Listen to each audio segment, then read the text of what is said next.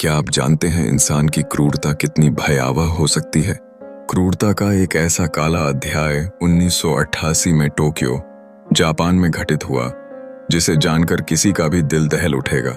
यह एक साधारण सी कहानी नहीं, बल्कि एक ऐसे दुखद अनुभव का प्रतिबिंब है जिसने समाज के हृदय को झकझोर दिया। जुनको फ्रूता, एक होशियार और सुशील स्कूल गर्ल का अपहरण 25 नवंबर 1988 को किया गया। 4 लड़कों ने उसे स्कूल से लौटते समय अगवा किया, जिनमें से एक हिरोशी मियानो था, जो जापान के खतरनाक याकुजा से जुड़ा था।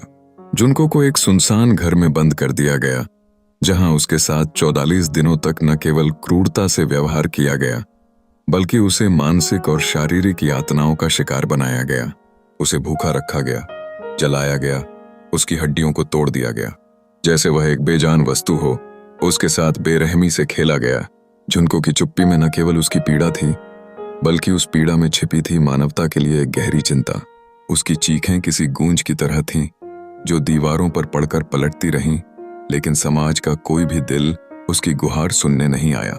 यह कहानी सिर्फ एक हत्या की नहीं, बल्कि समाज की उस चुप्पी की है जिसने इंसानियत के अपराध को बढ़ावा दिया।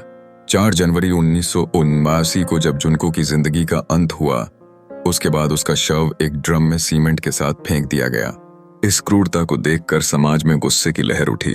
जब इन अपराधियों को पकड़ा गया, तो चौंकाने वाली बात यह थी कि उन्हें मामूली सजा का भी सामना नहीं करना पड़ा। यह जापानी कानून की एक बड़ी कमी थी, जिसने न केवल जुनको के परिवार को, बल्कि संपूर्ण देश को सदमे में डाल दिया।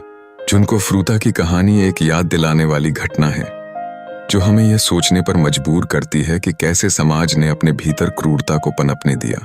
यह एक चेतावनी है कि हमें मानवता के प्रति सजग रहना चाहिए और ऐसे अंधेरे पलों का विरोध करना चाहिए। यह केस केवल एक लड़की की कहानी नहीं, बल्कि एक समाज की वह चित्कार है जिसे सुनकर भी लोग चुप रहे।